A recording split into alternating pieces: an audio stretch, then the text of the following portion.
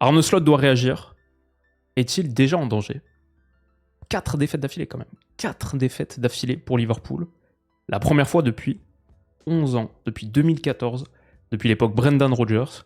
Vrai moment d'histoire qu'on a vécu là à Anfield il y a quelques minutes, parce que c'est aussi la première victoire pour United à Liverpool depuis 2016, depuis l'époque Wayne Rooney, Van Gaal. Il y a 7 entraîneurs qui se sont succédés sur le banc d'United depuis, dont Ruben Amorim, qui vit un vrai moment critique de son mandat, parce qu'United n'avait pas gagné sous lui 2 rencontres de Première Ligue d'affilée. Jamais.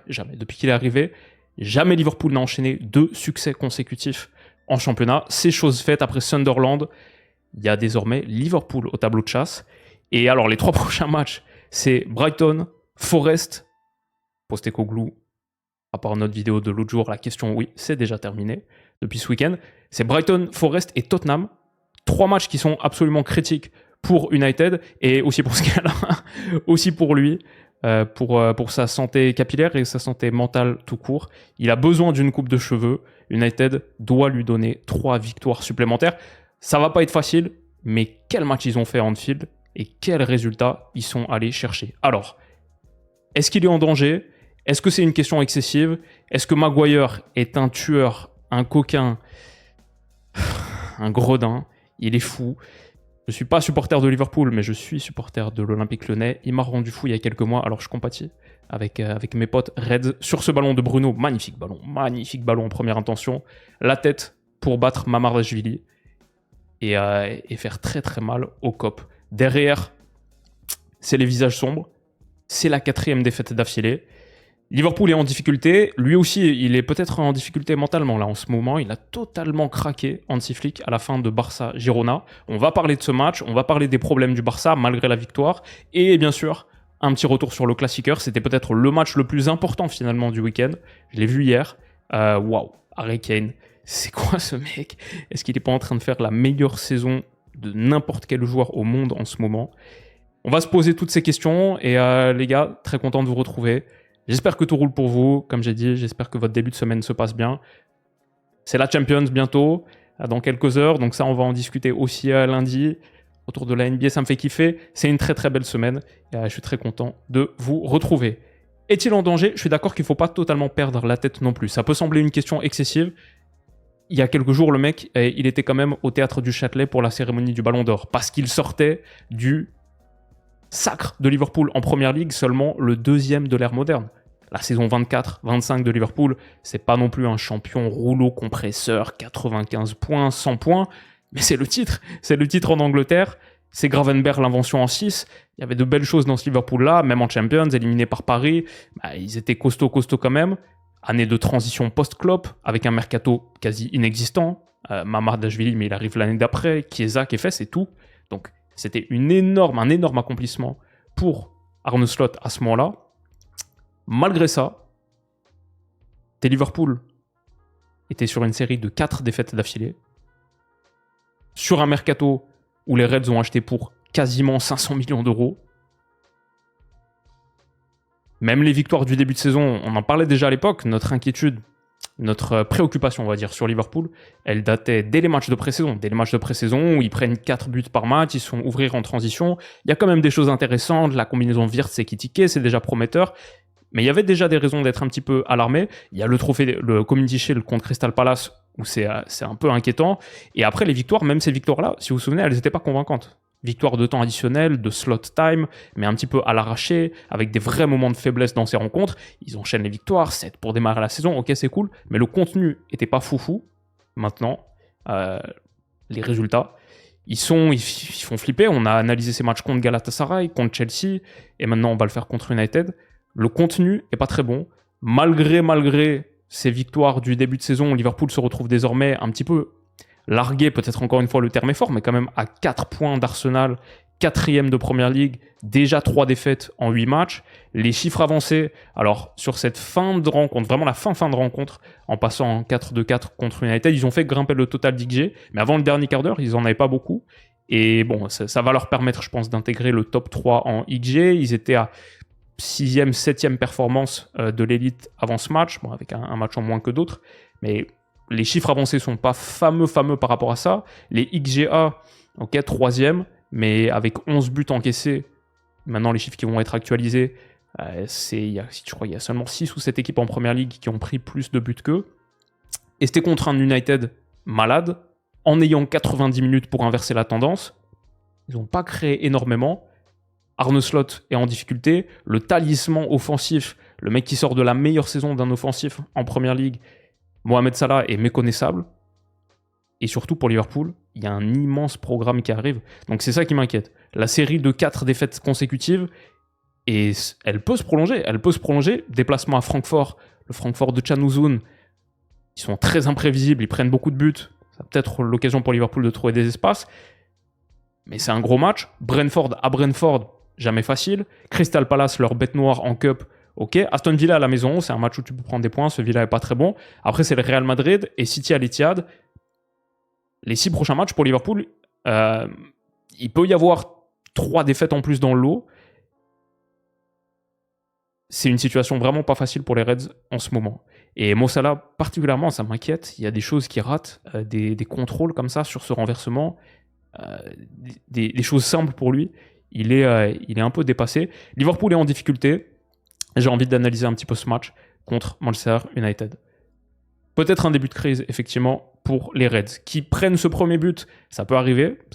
Premier but pris sur la 2e minute de jeu. Amad Diallo qui donne le petit ballon. Bon, j'aime pas trop Van Dijk, son attitude avec Konaté. Il laisse Mbeumo lui filer dans le dos. Mbeumo est pas non plus un monstre de profondeur. C'est pas Erling Haaland, pourtant il lui passe devant. Mamardashvili, pas du tout impénétrable et irréprochable sur cette action. 1-0, il y a beaucoup de temps à ce moment. Ça peut arriver un but très vite, petite saute de concentration, mais ça peut arriver à ce moment du match. Et derrière, tu as 90 minutes pour inverser la tendance.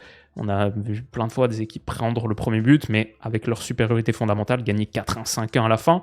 Liverpool, pour moi, à ce moment-là, il n'y a rien qui change fondamentalement. Ce qui m'inquiète, c'est qu'à 1-0, même le score effect, ça doit donner une avalanche d'occasions, une équipe rouleau compresseur. Et sur le jeu placé, honnêtement, il n'y a pas grand-chose pour Liverpool. Très très compliqué leur jeu placé. Donc, Wirtz était sur le banc. C'était Szoboszlai, McAllister, Gravenberch, l'entrejeu. L'intérieur du jeu, j'ai quasiment rien vu pour Liverpool. À 0-1. Il y a des moments comme ça, sur la pression de Cunha qui a fait un très bon match. Liverpool doit reculer sur son build-up haut, se retrouve à faire une passe négative comme ça de Conor Bradley pour Mamardashvili. Difficile. L'entrejeu régulièrement vide.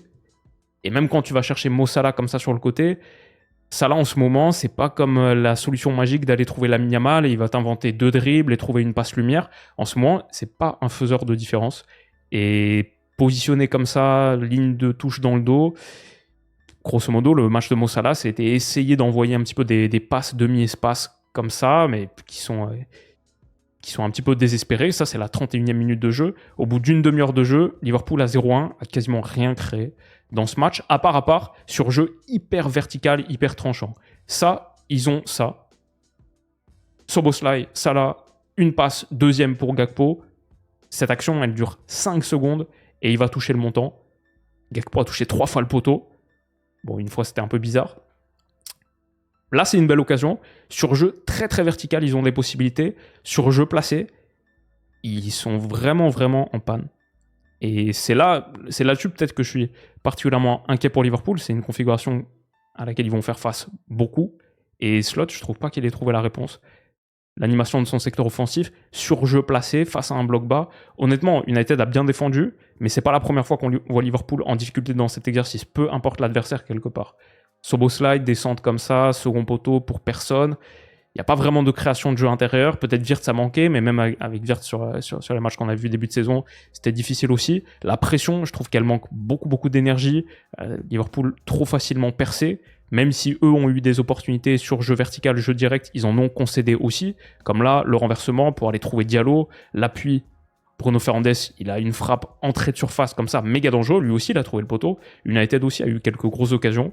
Et Liverpool, finalement, à part du jeu méga direct comme ça, Van Dijk, le pied de Van Dijk, c'est toujours une menace.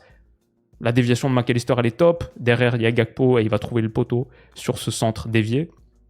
Mais à part ça, à part ici, par exemple, Konaté, le ballon dans le dos direct. En fait, quand c'est pas direct vertical, immédiats comme ça, des actions de 5 secondes, Liverpool n'a pas grand-chose dans sa proposition. Ça, c'est dangereux. Quand tu as Isak dans le dos d'une ligne, ça peut toujours être dangereux. Ils ont des bons passeurs. Konaté, Van Dijk, ils ont des bons passeurs bas. Et là, il y a un face-à-face, encore une fois. Donc, c'est une belle occasion. C'est la deuxième grosse occasion du match pour Liverpool. Le poteau de Gakpo, ça, en vrai, c'est des grosses occasions. Mais je suis inquiet sur le manque de variété de leur proposition offensive.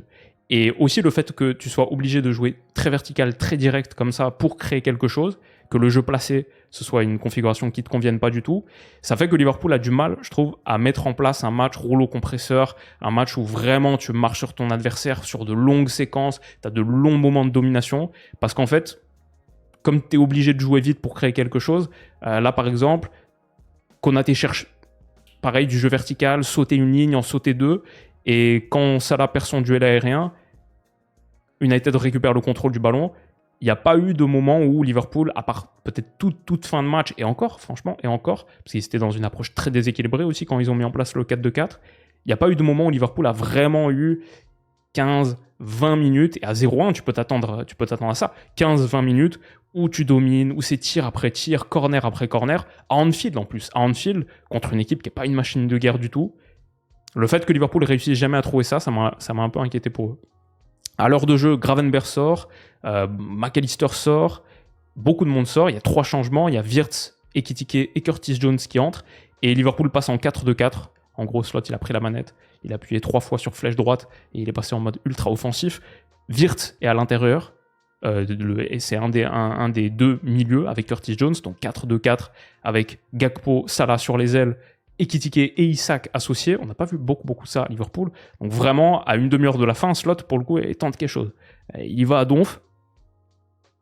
En vrai, ça t'a permis de revenir à un partout, mais tu concèdes aussi beaucoup d'occasions. C'est une approche très déséquilibrée qui, au final, n'aura pas été payante parce que ça donne un but marqué, ça donne aussi un but encaissé et des moments de vulnérabilité comme ici où ouais, tu joues 4-2-4 avec Wirtz, un de tes 2 seuls milieux centraux. Ouais, c'est pas Gravenberch et c'est pas Long et sa faculté d'interception, ce joueur top 5% interception du monde.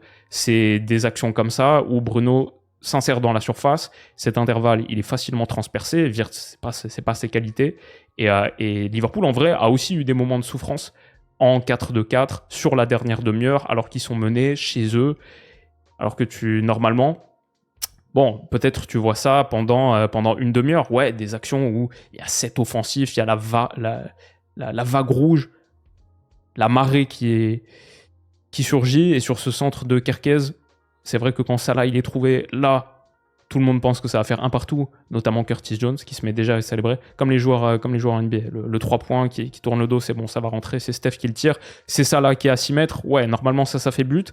L'année dernière ça faisait but, cette année ça fait pas but. Et ouais, il y a eu en plus de son match quelconque et techniquement raté, il y a eu des vraies occasions gâchées pour Mo Salah, qui est en difficulté depuis le début de saison. C'est pas le seul problème de Liverpool, mais c'en est un, c'est sûr. Ce monstre, cette légende absolue, ce titan, ce mec à 29 buts, 18 passes dès la saison dernière, qui est vraiment dans le dur, ça fait mal.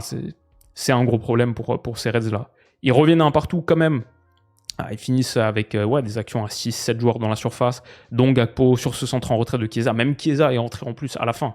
Ils ont vraiment mis toute l'artillerie absolue, mais à un partout. Honnêtement, ils sont aussi proches de prendre le 2-1, et on le sent en plus, ça se sent. Ils sont aussi proches de prendre le 2-1 que de le marquer. Ils vont le prendre, malheureusement. Il y a des actions où United est haut. Il n'y a pas énormément de choses sur jeu placé, encore une fois. Des centres pied gauche comme ça de Chiesa. Tu t'attends à plus en fait. Tu t'attends à beaucoup plus dans la production pour ce Liverpool champion d'Angleterre à Anfield. Un partout à la fin dans le derby d'Angleterre contre United. Et pourtant, ouais, il y a des moments comme ici. Cunha, ballon dans la profondeur, dans la surface de réparation. Ça fait corner. Sur ce corner, ça revient dans les pieds de Bruno Fernandes. Le ballon par-dessus pour Maguire. 2-1. Et à la fin, Liverpool aura un gros total d'XG. À la fin, ils auront beaucoup de tirs. Mais j'ai regardé les stats à genre la 70e minute. 65e, je pense. Et il y avait encore que genre 1.4, 1.14 XG créé, je crois, en 1 heure de jeu, dans un match où tu es mené dès la 2e minute. Normalement, ça doit être beaucoup, beaucoup plus. Et là, ouais, ce qu'ils font avec ballon, leur production, je trouve ça pas bon. J'ai bien aimé l'entrée de Frimpong, et il y a peut-être une question aussi à se poser, parce que Frimpong, les centres, les percussions, la fraîcheur qu'il apporte, honnêtement, en ce moment, je pense que qu'il y a plus de réponses dans Frimpong, dans le 11, que Mo Salah dans le 11. Très dur à sortir du 11 pourtant. Mais ouais, année de qualif Coupe du Monde, de Cannes, de Coupe du Monde au bout avec l'Égypte, c'est une année lourde pour Mo Salah qui sort déjà d'une immense saison. Peut-être il y a plus de solutions à trouver dans une rotation avec Frimpong. Liverpool est en difficulté. Arne Slot a beaucoup de questions à se poser. Il a du crédit, il est champion d'Angleterre en titre. Liverpool, c'est un club qui fait bien les choses. RFSG, ça fait bien les choses. On ne prend pas de décisions trop rapides, trop réactionnaires. Il y a une vraie culture familiale. C'est un vrai club qui est super intelligent et qui cultive aussi cette identité de on est une famille, on fait bien les choses. Arne Slot a du crédit. Je ne m'attends pas à le voir véritablement en danger sur les prochaines semaines, mais 4 défaites d'affilée et le calendrier dont on a parlé, forcément, et surtout le jeu qui n'est pas assez bon. Donc il y a de vraies questions pour Liverpool. Et on verra déjà en milieu de semaine en Champions, ce déplacement à Francfort. Peut-être il te permet de retrouver un petit peu de confiance. Et déjà juste de retrouver le chemin de la victoire. Mais ouais, pas facile leur situation. Cunha, on n'a pas parlé d'United, désolé. Mais Cunha a fait un top match.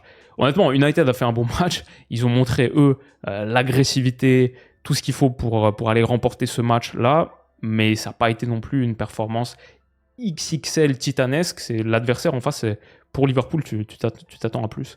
Et bon, ça leur fait beaucoup de bien. Et comme on a dit, pour cet homme, c'était absolument vital. Donc content au moins pour lui. Voilà pour la situation de Liverpool et de Manchester United. Ça fait beaucoup de bien à Amorim, ça c'est sûr. Deuxième sujet que j'ai envie d'évoquer, le plafond du Bayern. Je me suis régalé devant le Classiqueur hier, surtout la première mi-temps. En vrai, surtout la première mi-temps. Le Bayern l'emporte 2-1. Harry Kane, c'est un monstre. C'est quoi cette saison? Alors, moi je compte pas la Coupe du Monde des clubs, parce qu'officiellement la Coupe du Monde des clubs, c'est la saison dernière. Mais même sans la Coupe du Monde des clubs, je crois que juste avec le Bayern, j'avais mis le chiffre là, juste avec le Bayern en 25-26, je crois que c'est 19 buts pour Harry Kane. On est mi-octobre. C'est soit 18, soit 19, et je crois qu'il y en a 3 en plus avec l'Angleterre. Mais allez, quasiment 20 buts. La saison, elle a commencé depuis 2 mois. Et ce monstre-là a déjà 20 buts, mais honnêtement, c'est pas que les buts. C'est pas que les buts. Et les hommes de Vincent Kompany, l'équipe de Vincent Kompany, fin de semaine, là, on va faire notre power ranking avec Stan. Ce sera la vidéo qui sortira sur ma chaîne vendredi, je pense. Notre top 10 des équipes du moment. À mi-octobre, de 1 à 10, qui sont les 10 meilleures équipes d'Europe. Le Bayern, pour moi, il n'y a que 2 places que tu peux envisager pour le Bayern. Et ouais, c'est très intéressant. Il remporte, bon, on va dire la première mi-temps est bien meilleure que la deuxième. La deuxième, j'ai moins aimé pour le Bayern. La première, donc, ce Bayern construit à 3, c'était Kimmich qui reculait d'une ligne. Il formait le double pivot avec Pavlovic. Il reculait aux côtés d'Upamecano et de Ta. Les latéraux, c'était Konrad Laimer à gauche et Sacha Boey à droite. Regardez la position de Kane. Gnabry n'était pas là. Bien sûr, Moussiala, il ne va pas revenir tout de suite. Donc, le Bayern était dans un 4-2-2-2, 4-4-2 avec Nicolas Jackson et Harry Kane associés en pointe. Mais en vrai, Kane, c'était plus un 10. En vrai, il y a des moments, c'était un 6. C'est quoi cette réinvention d'Harry Kane en Sergio Busquets Prime là? Entre 2, entre 3, il s'en sort et ensuite il envoie ce ballon lumière à Konrad Laimer pour percer la ligne, permettre au Bayern d'attaquer la moitié de terrain adverse. Ça donne ce tir et cette occasion de Michael Olise. Encore le build-up à 3 au départ. Regardez comme Kane est bas. Et il a été pendant une mi-temps le milieu organisateur, le meneur de jeu reculé, le quarterback, l'artilleur profond du Bayern. C'est un mec assez délirant. On connaît bien sûr sa qualité de jeu long. Et alors j'écoutais au commentaire donc Jean-Charles Sabatier et Patrick Guillou sur beIN. Déjà j'ai beaucoup aimé quand Patrick Guillou a comparé la passe, parce que c'est exactement la même chose, je me disais exactement la même chose au moment où il l'a fait. Sacha Bouet, à un moment, il fait une passe pour Michael Olise, et Patrick Guillou dit « Bon, je vais pas faire mais la comparaison, voilà, désolé pour la comparaison, mais ça, c'est Brésil 70. Hein. » Et j'étais là « Mais bien sûr, c'est Brésil 70. » Au moment, vous savez, c'est la première vidéo qu'on a sortie sur la chaîne de Vrai Foot, Brésil 70, et au moment où Sacha Bouet il fait la remise pour Michael Olise, c'est Brésil 70, c'est Pelé pour notre ami Alberto, Carlos Alberto, le but du 4-1 contre l'Italie en finale. C'était un grand moment et j'ai beaucoup aimé leurs commentaires. Et ils ont sorti, on a fait un petit détour, pour dire qu'apparemment Jean-Charles Sabatier, il a dit 94% de réussite sur le jeu long pour Harry Kane, sur les passes de plus de 30 mètres sur ce début de saison. Il est à 94% de réussite, ce qui est dingue. Je suis allé voir les chiffres avancés d'Harry Kane sur les 365 derniers jours. Et sur les passes longues, sur les 365 derniers jours, il est plutôt à 82-83%, un truc comme ça. Là, sur le début de saison, 94%. Et ouais, à une époque, je me souviens qu'il voulait être kicker en NFL. Il a le pied pour, il a la vision pour, c'est un tueur. Et ces images d'Harry Kane, pour moi, c'est l'image tactique du week-end. Il a envoyé ballon après ballon après ballon pour Olise, pour Luis Diaz, pour Nicolas Jackson, dans la profondeur, dans le dos de la ligne de Dortmund. Et ça a été dévastateur. Luis Diaz n'a pas fait son meilleur match. Même Michael Olise, pas son meilleur match, parce qu'il est sur un début de saison monstrueux. Le prime de Michael Olise, on est en train de le vivre. C'est une folie. Et même là, il a fait des choses pas mal, mais c'était pas le meilleur match de Michael Olise.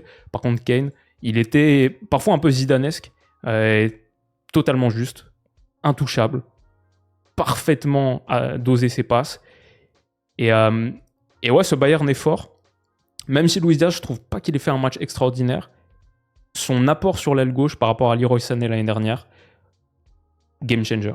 Le fait d'avoir un mec vraiment droitier, et tranchant, et tueur dans la surface, ouais, sur les actions comme ça, la prise de balle semelle comme ça, pour conserver toute la vitesse de l'action, jouer ce 3 contre 2, avoir Luis Diaz sur l'aile gauche, c'est... Je sais pas si c'est un méga bon transfert, parce que 70 millions pour un mec qui va avoir 29 ans cette saison, c'est beaucoup.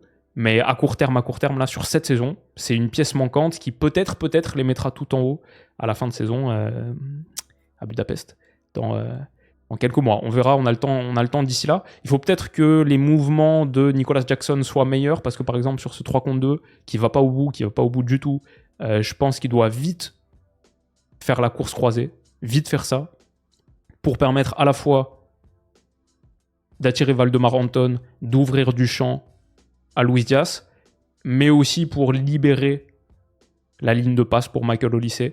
Il tarde beaucoup trop sur cette course, et finalement il l'a fait derrière Luis Diaz. Même s'il l'a fait très tardivement, je pense qu'il y a encore possibilité de le servir ici. Mais c'est pas aussi dangereux que ça l'aurait été plus tôt. Même si Luis Diaz la donne là, ça reste grosso modo du 1 contre 1, soit Anton, soit Ryerson ici. Olise, il est sorti de l'action parce qu'il y a eu le retour de Sabitzer, donc cette passe, maintenant, elle est plus possible. Il y a encore de l'ajustement à trouver entre Jackson, Luis Diaz, Michael Olise, Harry Kane, mais ce qu'on voit là, c'est prometteur. Et il y a du jeu de combinaison qui est vraiment une marque de fabrique de Vincent Kompany et de ce Bayern en 2 de Kompany. Il y a beaucoup de jeux un peu presque Fernando Diniz, presque relations socio-affectives, relationnisme, beaucoup de petites combinaisons sur 3-4 mètres, 1, 2, 3, et pas mal de liberté donnée, notamment à Harry Kane, à Gnabry. Il y a des beaux moments, il y a un plafond, c'était ma question c'était mon sujet sur cette deuxième partie de vidéo. Le plafond du Bayern, c'est quoi ? Le plafond du Bayern, je le trouve très élevé. Cette action, elle va pas au bout, mais et Luis Diaz s'enferme un petit peu en ouverture de surface, en entrée de surface, mais il y a des moments vraiment pas mal. Sur les projections, la largeur, que ce soit Kane, que ce soit Diaz, là, qui trouve au lycée, la largeur est très bien utilisée. Sacha Bouet, il y a beaucoup de mecs aussi qui sont constamment en train de provoquer le déséquilibre, la supériorité numérique. Bouet, il a fait la longue course pour créer un 2 contre 1, alors que c'est quand même une attaque rapide. Il faut vite se déplacer. À la fin, le Bayern termine ici. Il y a 6 mecs dans la surface et il y a Kane qui arrive en trailer. Il y a beaucoup de positions différentes qui sont occupées. Ils attaquent très bien l'espace, je trouve.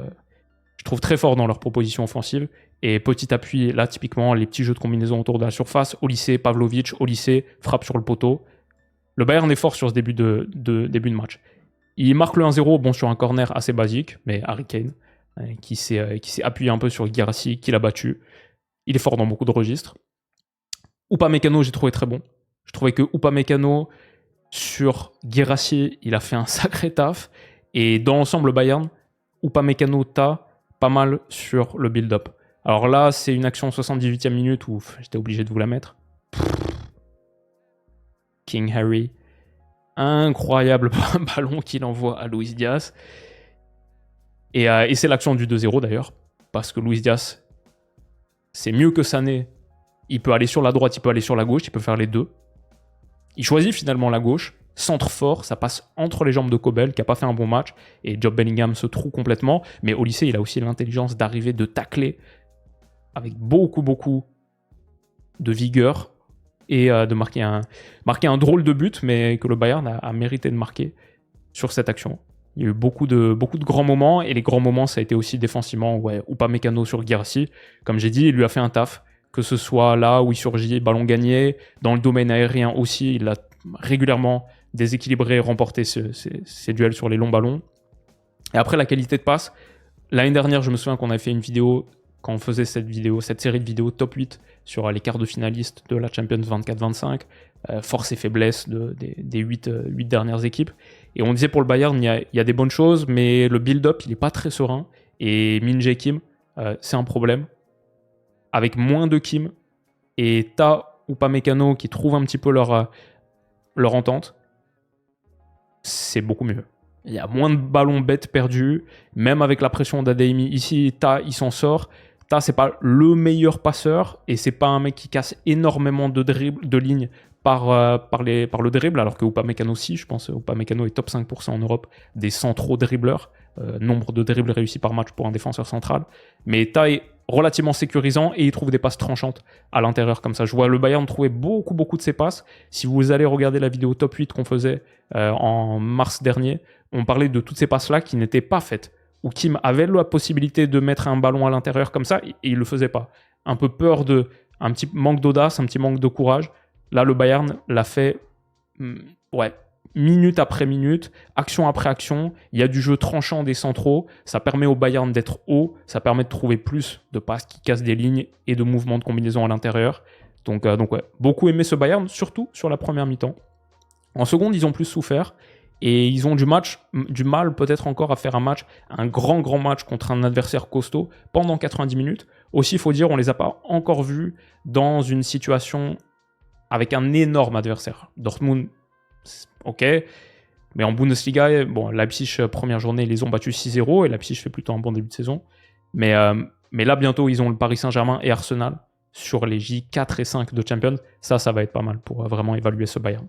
Sinon, Kane, du début à la fin, retour taclé là à l'entrée de la surface sur Fabio Silva, monstre. Des ballons mis comme ça, le Bayern peut gagner 3-1 sur cette action. Il se retourne avec un contrôle orienté magnifique et il envoie le ballon dans la profondeur. Ça aurait dû aller au bout. Il a été immense. C'est peut-être le meilleur joueur en Europe du début de saison, Kane. En tout cas, les stats vont plutôt dans ce sens. C'est le joueur avec le plus de buts, plus passes D, 15.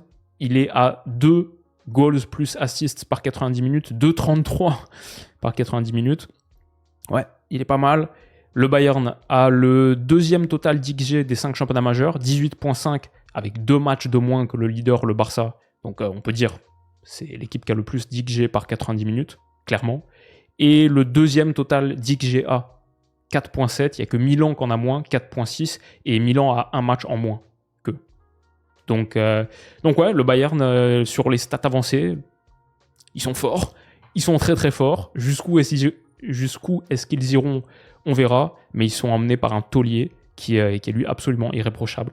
Et encore, ils ont fait tout ça sans Musiala et sans Davies. Pas mal ce Bayern. Enfin, le Barça s'en sort, mais c'est pas du tout convaincant, faut dire. Le but de Ronald Araujo, le Maguire du Barça, qui marque dans le temps additionnel pour donner la victoire contre Girona 2-1, et Hansi Flick, qui s'était fait exclure quelques minutes plus tôt, qui avait un contentieux à régler avec l'arbitre, Je sais pas ce que ça va donner. J'ai pas vu les dernières infos sur combien de matchs de suspension il va prendre, mais il a craqué complet. Il a lâché un bras d'honneur. Bah oui, je crois que j'ai vu une interview où il disait que non, c'était dirigé à personne. C'était juste l'euphorie du moment. Donc clairement, on n'est pas dupe. Donc ça, c'est un geste. En vrai, en vrai, sur le moment, je suis une personne horrible. Ça m'a fait un peu rire. En vrai, c'est pas top du tout. C'est clairement un craquage et il doit y avoir sanction pour ça. Le Barça l'emporte. Flick a craqué. Le Barça n'a pas été bon du tout. Et le Barça a un gros problème en ce moment. On verra où on les mettra dans le top 10 avec Stan. Mais ouais, je suis un peu inquiet pour eux parce qu'on en avait déjà parlé il y a quelques jours dans mes 10 questions du moment. La ligne, le piège du hors-jeu, cette ligne haute.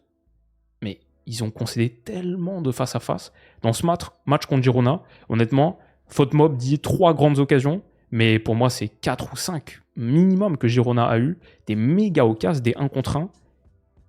Sur ce 11, certes, vous voyez déjà Rafinha au moment du bras d'honneur, il est ici, il n'a pas joué depuis un moment. Donc le 11, c'était pas le meilleur 11 du Barça, mais Pedri et Lamine étaient de retour. C'était Casado, De Jong dans l'entrejeu, Rashford titulaire et Tony Fernandez, pas sur le côté en réalité, mais en pointe, dans un rôle un petit peu de faux neuf. Voilà, Yamal et Rashford sur les côtés, Casado, Pedri, Frenkie, Balde, Koundé, Eric Garcia, Koubarsi ici, Eric Garcia.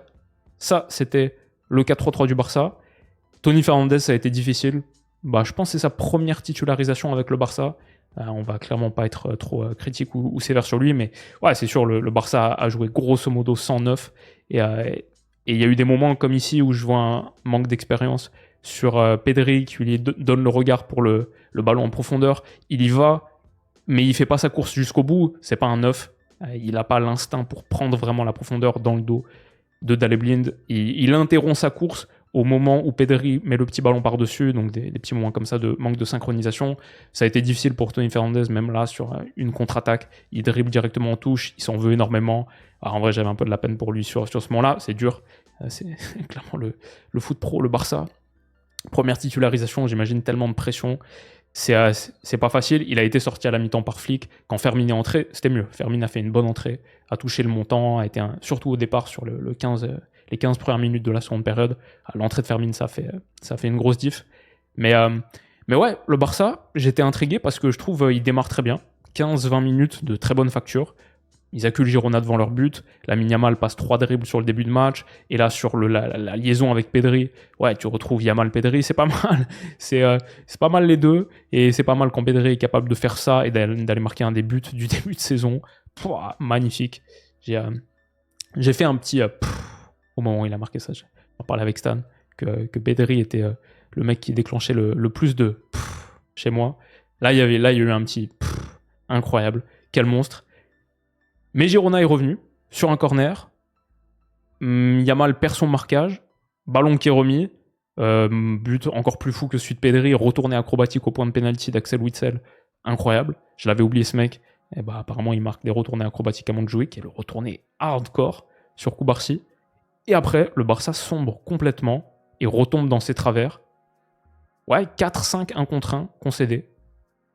Il y a des moments où l'alignement ici, Koubarsi, Eric Garcia, c'est une catastrophe.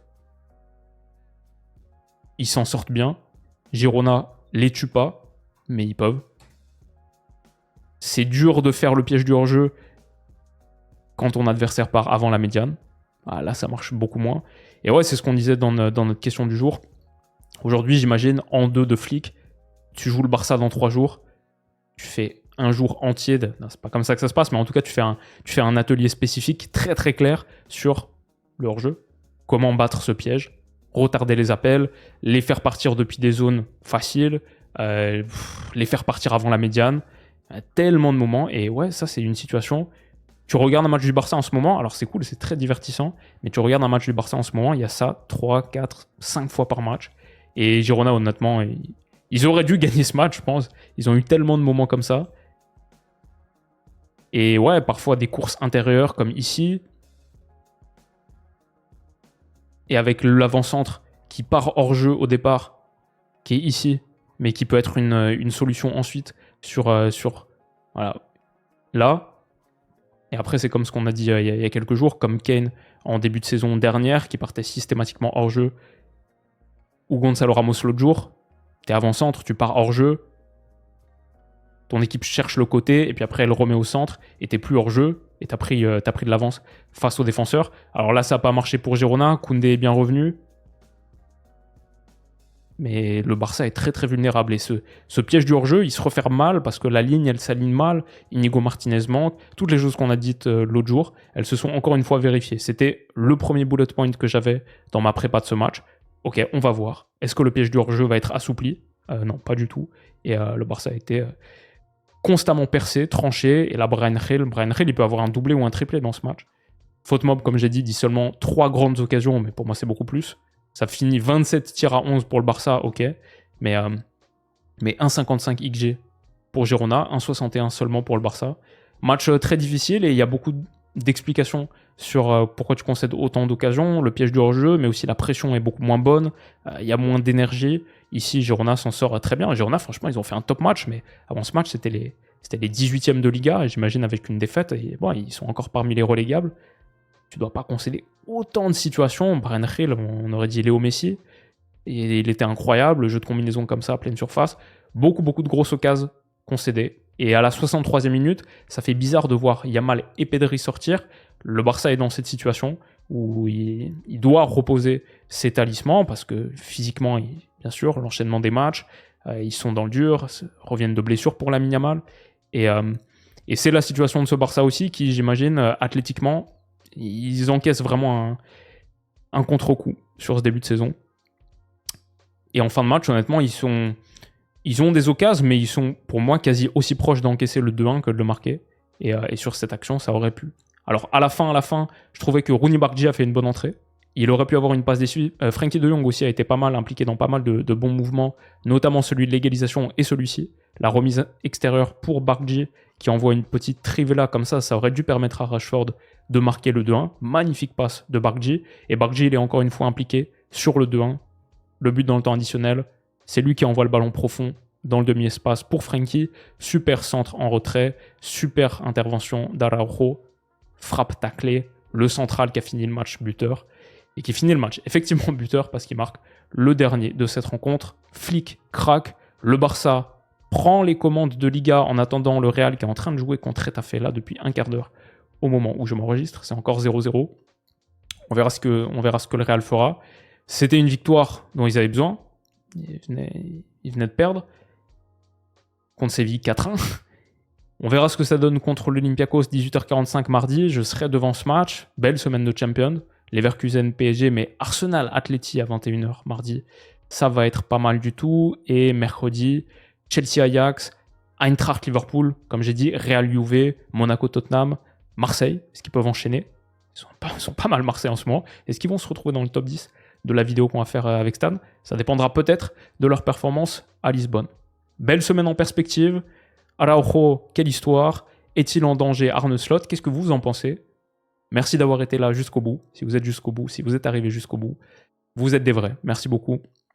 Et merci à la team podcast qui m'encourage vidéo après vidéo, podcast après podcast, jour après jour, semaine après semaine. Vous me régalez. Merci à vous sur YouTube, vos commentaires. C'est un bonheur. Et ouais, trop content de retrouver la productivité qu'on a en ce moment. Ça me rend heureux. Merci d'avoir été là. On va passer une top semaine ensemble. Prenez soin de vous les potes. Et on se dit à bientôt.